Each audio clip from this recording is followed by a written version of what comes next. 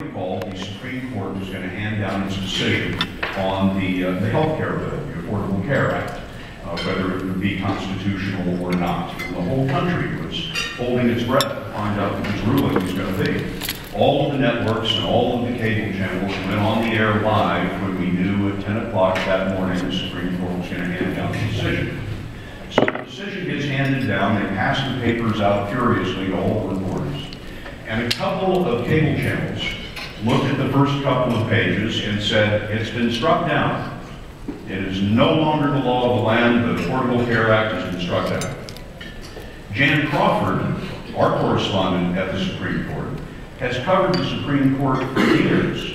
She's a lawyer. She's written a book about the Supreme Court. So Jan knew that you have to read on when these opinions are written. I went to Jan. She's standing in front of the courthouse. We went to her live on the air. She actually did this. She went, hold on. Millions of people watching. And she's like, hold on. And she's reading this thing, and I'm sitting there, and millions of people are watching her. And she gets to page, I don't know, 35 or something like that, and she goes, no, it's been upheld. She got it right. The president was watching one of the aforementioned cable channels in the Oval Office and heard that the law had been struck down.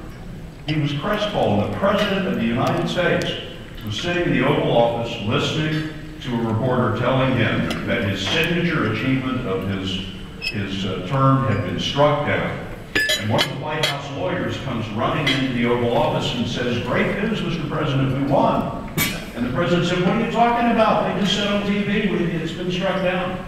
The President told me this story. We had an opportunity to meet not long after that, and he told me that story and how crestfallen he'd been for about 2 or 3 minutes before he found out what had really happened.